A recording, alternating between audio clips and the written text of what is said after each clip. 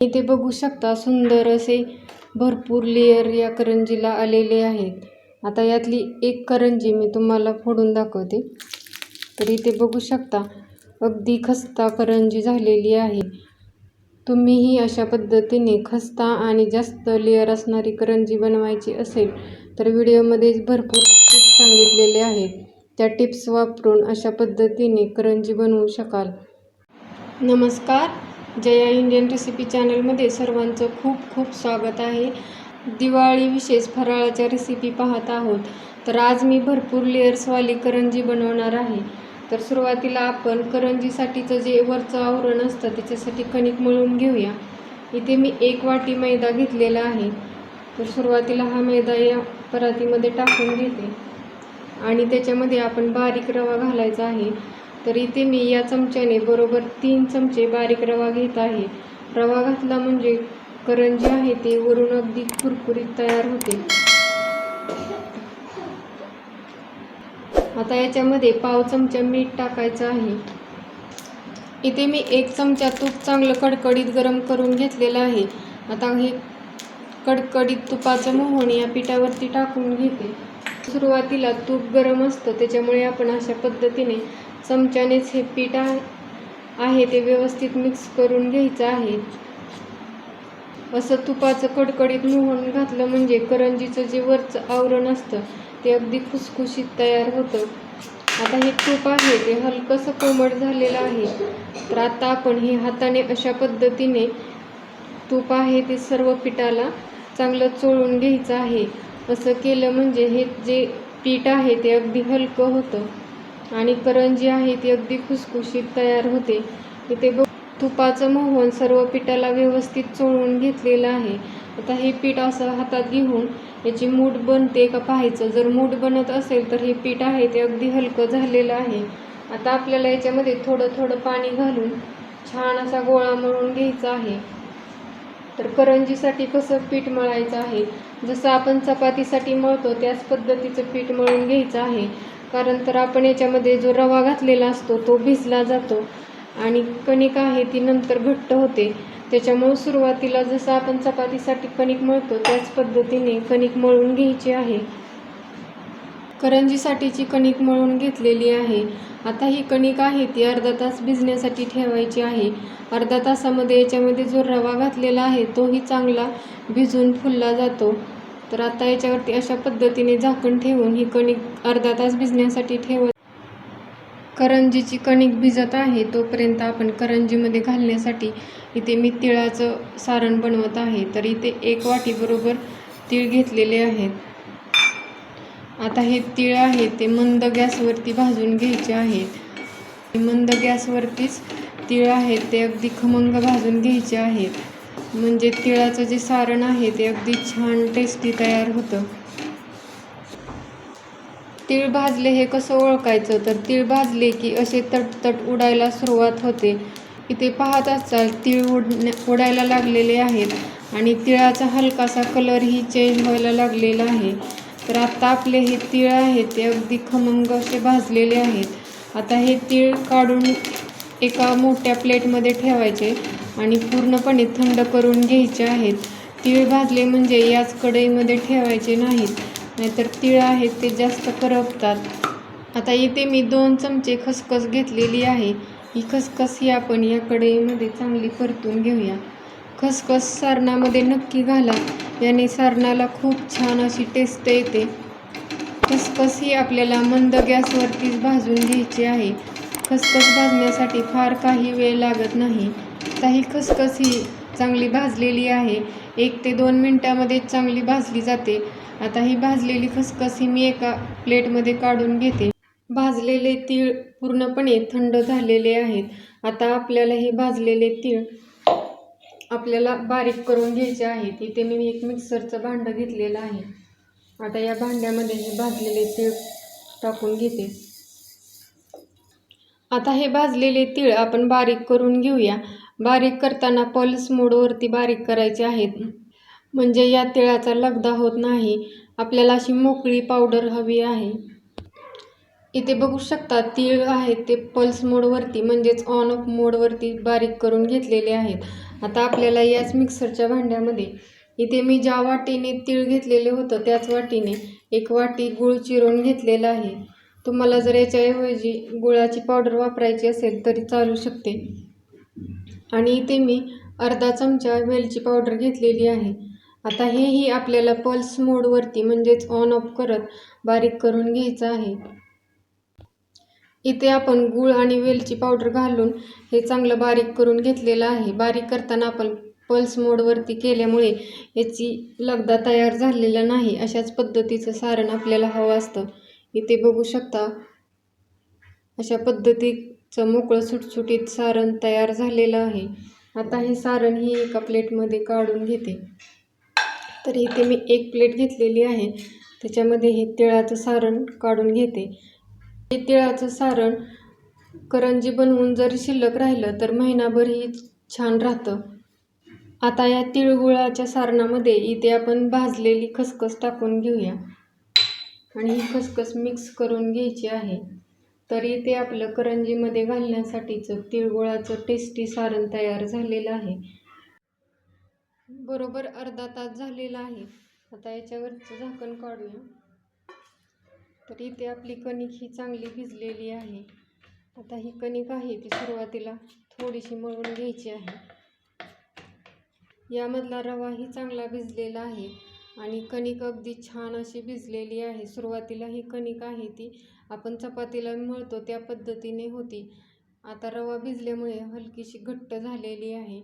आता आपल्याला या कणकेचे गोळे तयार करून घ्यायचे आहेत. तर अशा पद्धतीने मी या कणकेचे समान 4 भाग बनवून गोळे तयार करून घेत आहे.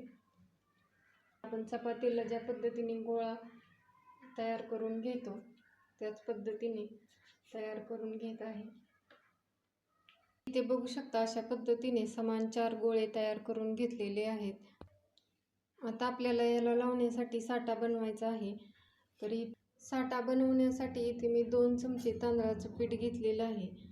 आता याच्यामध्ये 2 चमचे तेल टाकत आहे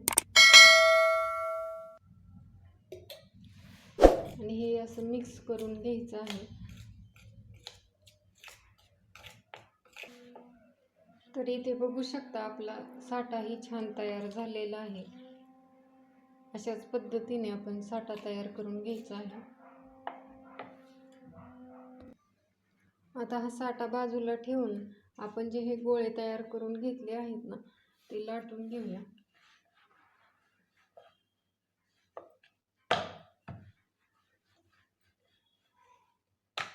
आपण जशी मोठी चपाती लाटतो ना त्याच पद्धतीने हे लाटून घ्यायचे आहेत.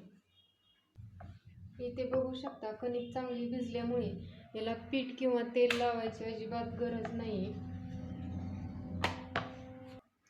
आता याच पद्धतीने राहिलेले 3 गोळेही मी अशाच पद्धतीने लाटून घेते.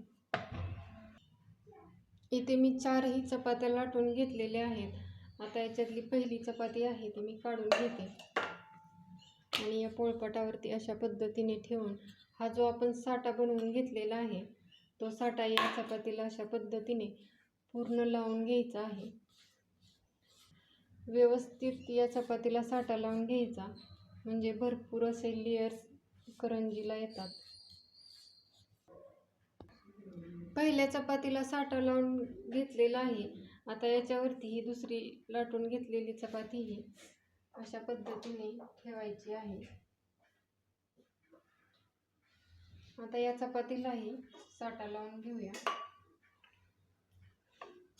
साठा लावताना अगदी छान सर्व बाजूने लावून घ्यायचा आहे.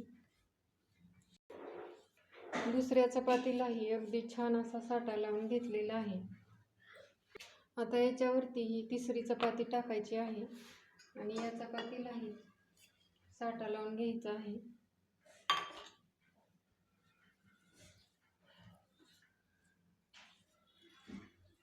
आता याच्यावरती ही चौथी चपाती ही टाकत आहे. तर ही चौथी चपाती आहे तिला अजिबात साठा लावायचा नाही.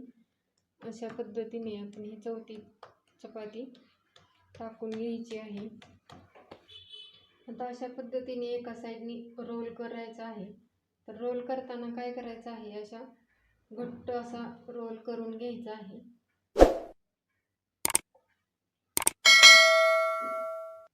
अशा पद्धतीने रोल करून घ्यायचा.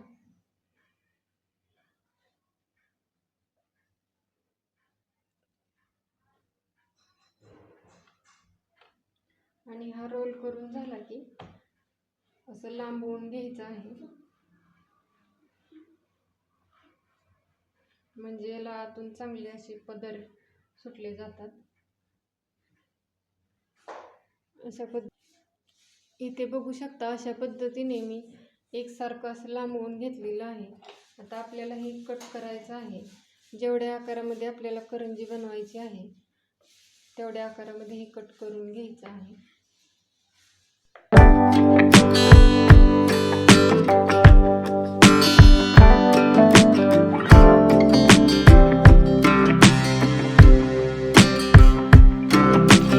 आणि इथे बघू शकता आतून अगदी छान असे पदर दिसत आहे. तर आता आपल्याला करंजी लाटून घ्यायची आहे. तर करंजी कशी लाटायची आहे, आता हे बाकीचे गोळे या ताटामध्ये काढून मी झाकून ठेवणार आहे, जेणेकरून हे सुकणार नाही. आणि याच्यातला एक गोळा घेऊन त्याची करंजी बनवणार आहे. आता हे झाकून ठेवायचं म्हणजे सुकणार नाही. आता हा जो गोळा आहे तो आपण अशा पद्धतीने थोडासा प्रेस करून घेऊया आणि इथं मध्ये लाटून घ्यायचं आहे.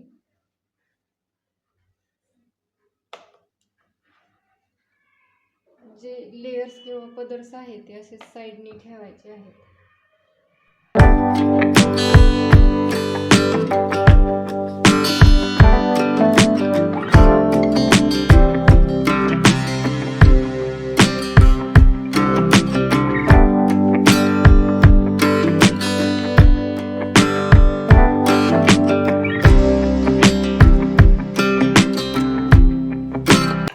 बघू शकता अशा पद्धतीने लाटून घेतलेला आहे.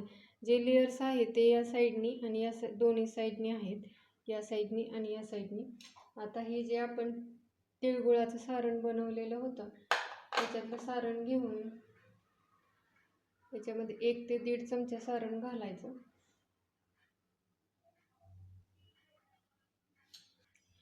इथे मी वाटीमध्ये पाणी घेतलेलं आहे. आता या पाण्यामध्ये थोडंसं बोट बुडवून अशा पद्धतीने पाणी या साईडला लावून घ्यायचं आहे.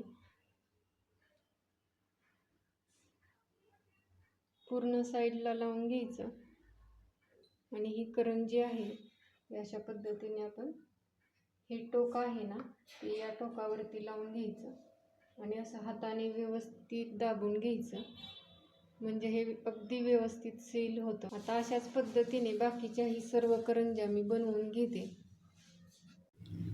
इथे बघू शकता करंज्या बनवून घेतलेल्या आहेत. आता ह्या बनवून घेतलेल्या करंज्या आपण तळून घेऊया. करंजी तळण्यासाठी इथे मी तेल चांगलं गरम करून घेतलेलं आहे. आता आपण याच्यामध्ये करंजी टाकायची आहे. तर सुरुवातीला सर्व कडेने असं दाबून घ्यायचं, म्हणजे तेलामध्ये टाकली म्हणजे अजिबात इथून ओपन होणार नाही. तर हे लक्षात ठेवायचं, हे तळायला टाकताना नक्की दाबून घ्या. आणि आता या तेलामध्ये ही करंजी आहे ती मी टाकून घेते. करंजी टाकताना तेल चांगलं गरम असलं पाहिजे.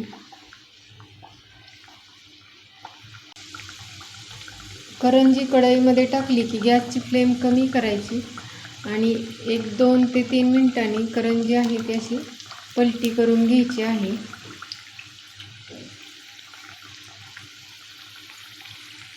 हे बघू शकताय दोन्ही साईडनी करंजी सोनेरी होईपर्यंत तळलेली आहे.